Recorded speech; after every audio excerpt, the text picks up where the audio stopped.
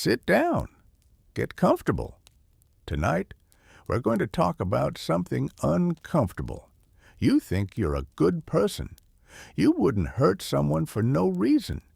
You wouldn't follow orders to torture an innocent person. You wouldn't participate in genocide.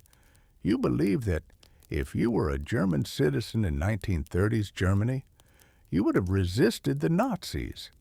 You would have hidden Jews. You would have stood up. You're sure of it.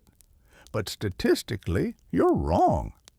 The research shows that 65% of people will administer what they believe are lethal electric shocks to an innocent person, just because an authority figure tells them to. The research shows that ordinary people become sadistic guards within days when given power over prisoners. The research shows that soldiers who consider themselves moral will massacre civilians when commanded by their superiors. This isn't speculation. This has been tested, documented, repeated. And the results are always the same. Most people obey authority, even when authority commands evil. Not because they're monsters, not because they're stupid, not because they lack morality, but because humans are wired to obey, because social pressure is overwhelming, because situations override character. Tonight, we're investigating the psychology of obedience. We're going to examine the most famous and most disturbing experiments in psychology. Stanley Milgram's Obedience Experiments, 1961 to 1963. Philip Zimbardo's Stanford Prison Experiment, 1971. Real-world atrocities and the psychology behind them. We're going to understand why good people do evil things when authority commands it. And then, if you're still with me, we're going to talk about how to resist. Because understanding obedience is the first step to defying it. This is Inner Pigment. This is where thinking gets dangerous. Let's go into the dark. The Milgram Experiment. The shock heard around the world. 1961, Yale University, New Haven, Connecticut. A psychologist named Stanley Milgram placed an ad in the local newspaper. "We will pay you $4.50 for 1 hour of your time. Persons needed for a study of memory." Volunteers arrived at Yale's psychology department. They were told, "We're studying how punishment affects learning." Here's what happened. The participant, the volunteer, was assigned the role of teacher. A Confederate, an actor working with Milgram, was assigned the role of learner. The learner was strapped into a chair with electrodes attached to his wrists. The teacher sat in another room in front of a large machine with switches labeled from 15 volts to 450 volts. The labels escalated: 15 to 60 volts, slight shock; 75 to 120 volts, moderate shock; 135 to 180 volts, strong shock; 195 to 240 volts, very strong shock; 255 to 300 volts, intense shock; 315 to 360 volts, extreme intensity shock; 375 to 420 volts, danger, severe shock; 435 to 450 volts, XXX, implied lethal. The task. The teacher reads a list of word pairs to the learner. Then the teacher tests the learner's memory. When the learner gets an answer wrong, the teacher administers an electric shock. With each wrong answer, the voltage increases. The experimenter, a man in a lab coat played by a stern actor, stands behind the teacher and gives instructions. Please continue. The experiment requires that you continue. It is absolutely essential that you continue. You have no other choice. You must go on. The reality. The shocks weren't real.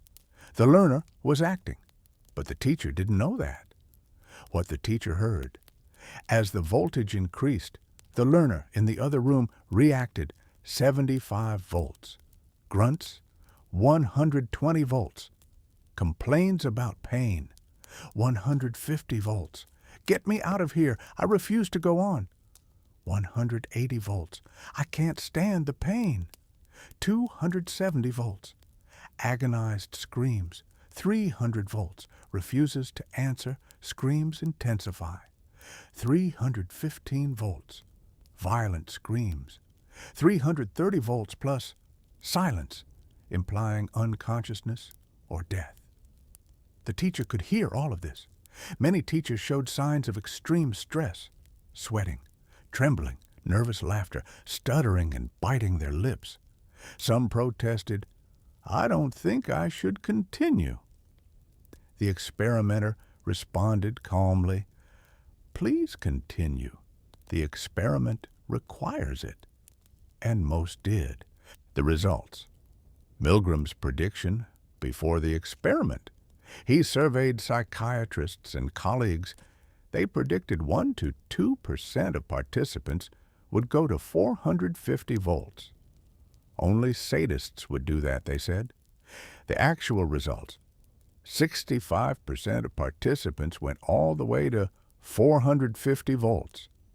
They administered what they believed were lethal shocks to an innocent person, not 1 to 2%, 65%. 100% of participants went to at least 300 volts, the point where the learner stops responding. Let that sink in. 2 out of 3 ordinary people, teachers, postal workers, engineers, salesmen, were willing to kill a stranger because a man in a lab coat told them to. The variations. Milgram ran 18 variations of the experiment to test different conditions. What increased obedience? 1. Proximity of authority. When the experimenter was in the room, obedience was highest, 65%. 2. Institutional authority. When the experiment was conducted at Yale, prestigious university, obedience was higher than when it was conducted in a rundown office building. 48% still went to 450 volts. 3. Diffusion of responsibility. When another teacher, Confederate, administered the shocks and the participant only read the words, obedience was even higher. What decreased obedience? 1.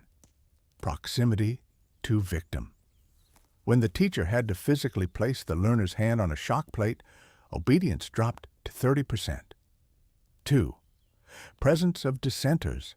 When other teachers, Confederates, refused to continue, obedience dropped dramatically to 10%. 3. Absence of authority. When the experimenter left the room and gave instructions by phone, obedience dropped to 21%. The lesson. Obedience is situational. Small changes in context produce large changes in behavior. Why people obeyed Milgram, interviewed participants afterward. Why did they continue? Common explanations. 1. The experimenter said it was safe. They trusted the authority figure's expertise. 2. The experiment had to continue. They felt obligated to fulfill their commitment. 3. I was told I had no choice. The experimenter's commands removed their sense of agency. 4. The learner volunteered. They rationalized that the victim consented. 5. It's for science. The noble goal justified the means. But here's the key insight. Even though participants were distressed, even though they questioned the experiment, even though they wanted to stop, they obeyed. Why?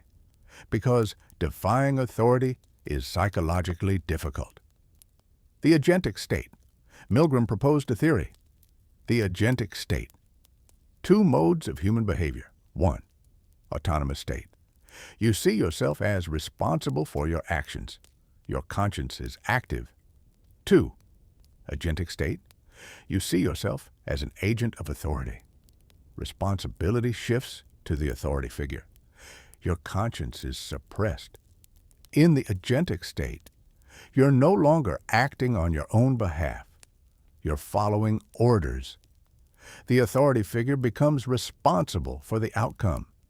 Your moral judgment is suspended. How you enter the agentic state: 1. Legitimacy of authority. The authority figure is perceived as credible. Scientist, military officer, police, boss. 2. Gradual escalation. You're not asked to do something extreme immediately. It starts small, 15 volts, and escalates gradually. 3. Binding factors. Social pressure, commitment, not wanting to appear disobedient or weak. 4. Relinquishing autonomy. You accept that the authority is in control. The result? You become a tool, an instrument. You're just following orders. The controversy. Milgram's experiment is one of the most famous in psychology. It's also one of the most controversial. Ethical concerns. 1. Deception. Participants were lied to. 2. Psychological harm. Many participants experienced severe stress, guilt, and trauma. 3. Informed consent. Participants didn't know what they were really doing.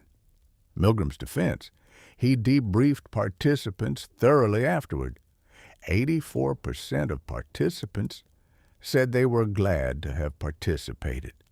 Only 1% regretted it. The findings were too important to ignore. Modern perspective. This experiment would never be approved today. Ethics boards wouldn't allow it. But the findings remain valid and deeply disturbing. The Stanford Prison Experiment. Good people, bad system, 1971. Stanford University, Palo Alto, California. Psychologist Philip Zimbardo wanted to study the psychology of prison life. The experiment. Participants: 24 male college students screened to be psychologically healthy and stable. Random assignment. Half assigned to be guards, half assigned to be prisoners.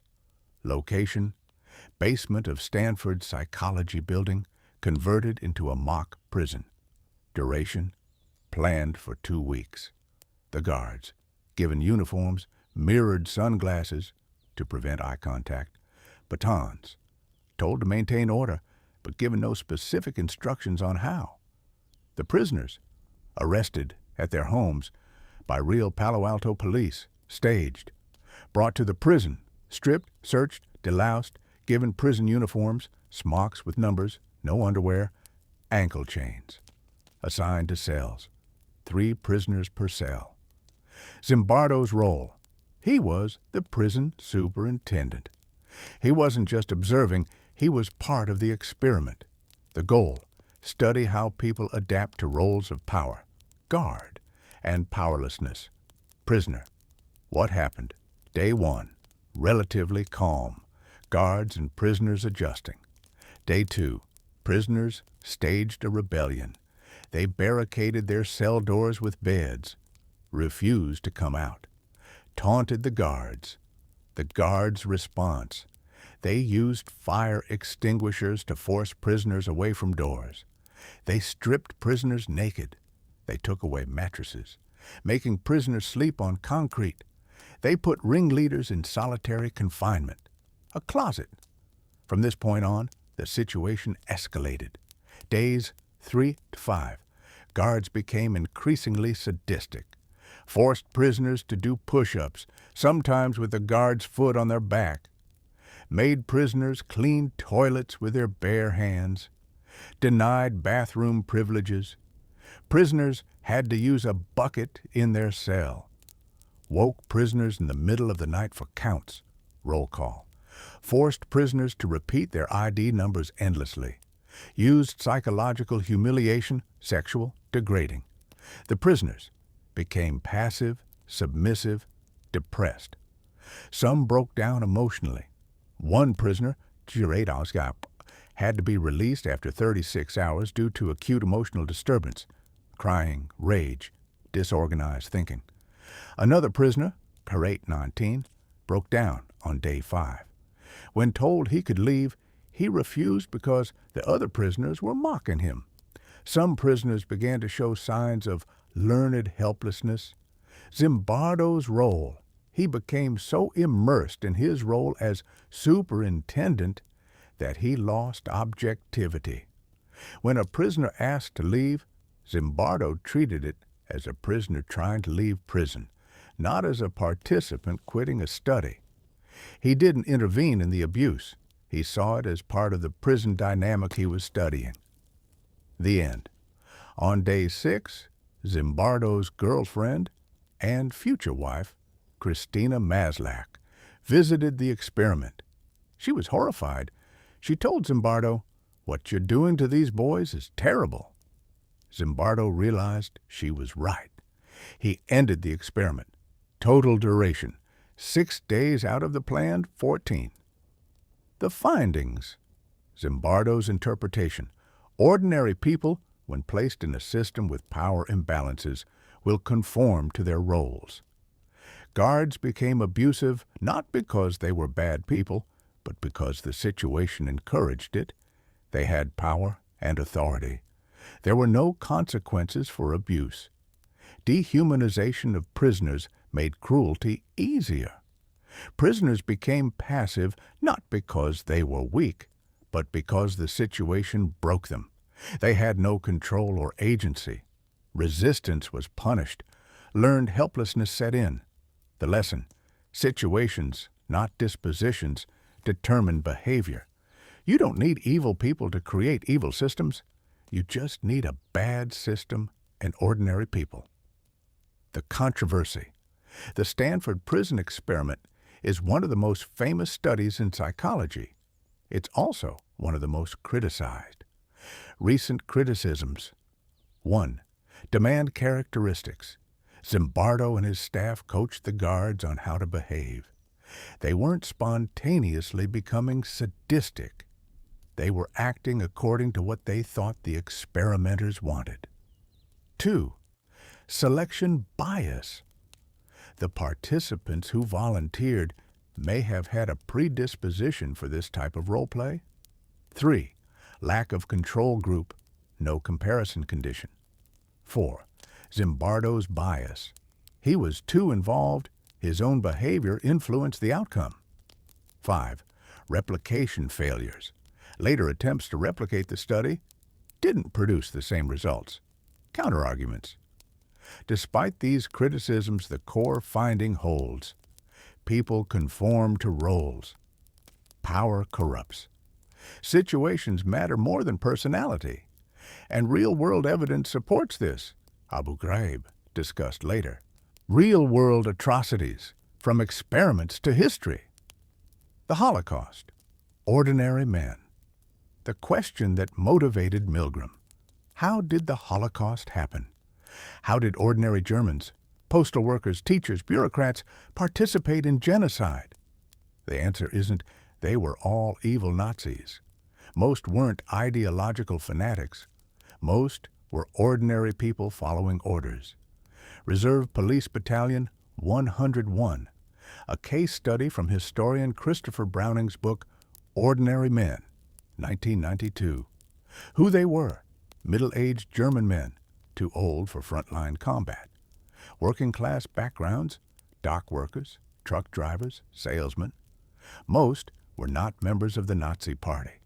No special training in killing.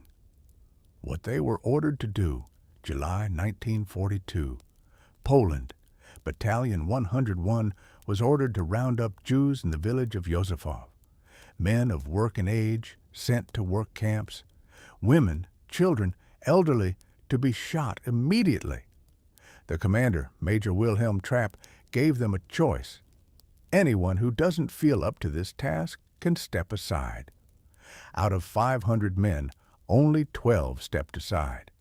Why? Peer pressure, not wanting to seem weak. Diffusion of responsibility. Others were doing it too. Deference to authority. orders from above. The result: Battalion 101 killed approximately 38,000 Jews and deported 45,000 more to death camps. Not because they were psychopaths, because they were ordinary men following orders.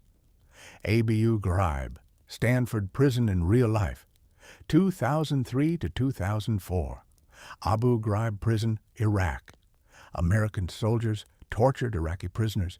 What they did: physical abuse, beatings, stress positions, sexual humiliation, forced nudity, human pyramids, psychological torture, mock executions, dog attacks. Photographed the abuse, the photos leaked in 2004. Global outrage, the military's response. A few bad apples. 7 soldiers were court-martialed. Philip Zimbardo's response. Zimbardo testified as an expert witness in the trial of Staff Sergeant Ivan Chip Frederick, one of the Abu Ghraib guards. Zimbardo's argument: this wasn't about bad individuals. This was about a bad system.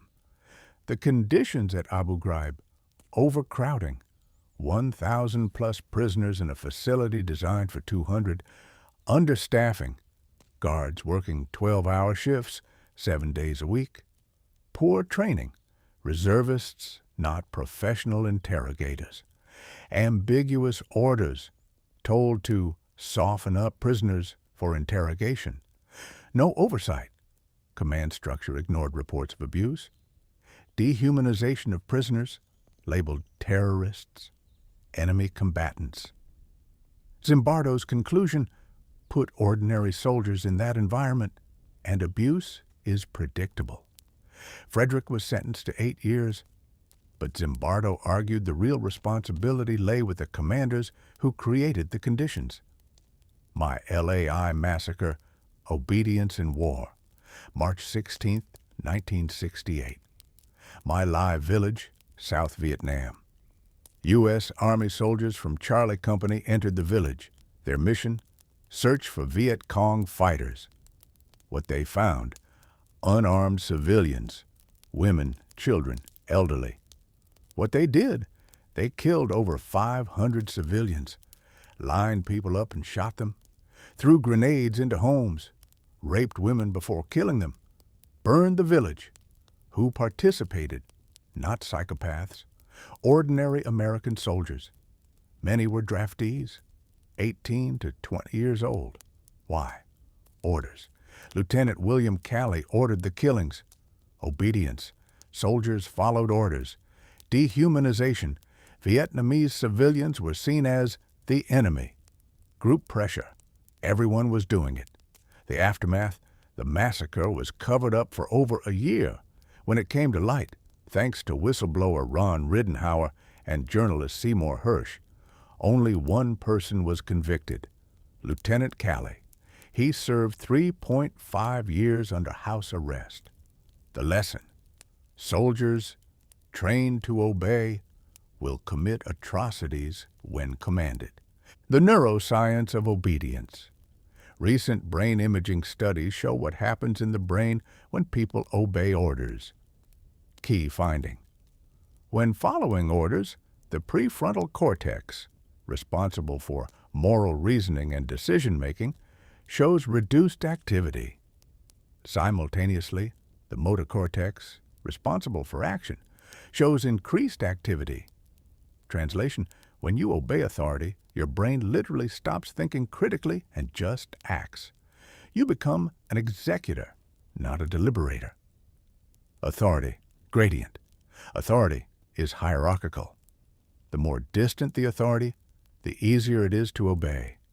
Example: direct order from a superior, high compliance. Order relayed through an intermediary, moderate compliance.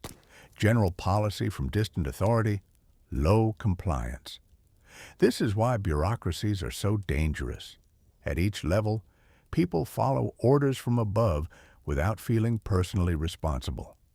Example: Adolf Eichmann organized the logistics of the Holocaust, trains to death camps, schedules, etc.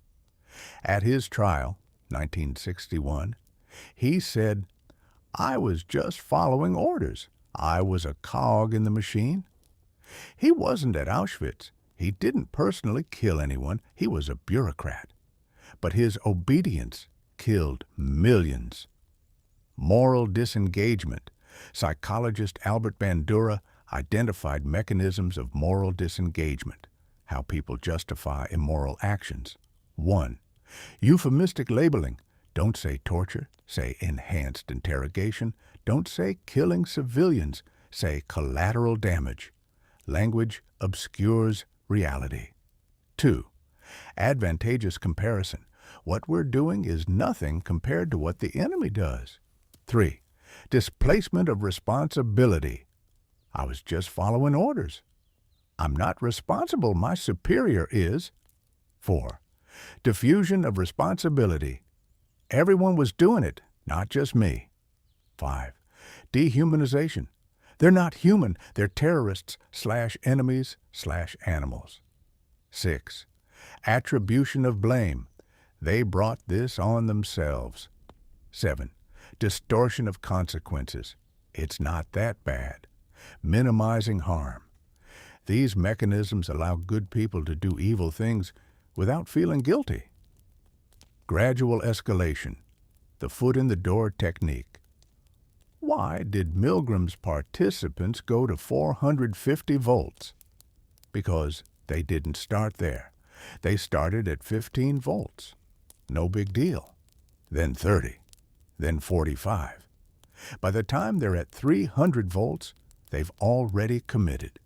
Stopping now means admitting they were wrong to continue earlier. This is how atrocities happen. Not all at once. Gradually. First, minor discrimination, then segregation, then deportation, then killing. At each step, people think, well, I've already gone this far. Commitment and consistency bias. Humans hate inconsistency. Once we start down a path, we continue. How to resist, defying unjust authority. The difficulty of defiance. Why is it so hard to disobey authority? 1. Evolutionary reasons. Humans evolved in small groups. Cooperation and obedience to leaders helped survival. Defiance meant exile or death. 2. Socialization. From childhood, we're taught to obey. Parents, teachers, police, bosses. 3. Fear of consequences. Losing your job. Social ostracism. Punishment. 4. Cognitive dissonance. Admitting authority is wrong means questioning your worldview. Factors that increase resistance from Milgram's variations. 1. Proximity to the victim. When participants had to physically touch the victim, obedience dropped. Lesson: don't distance yourself from the consequences of your actions. 2. Presence of dissenters. When others refused, obedience plummeted.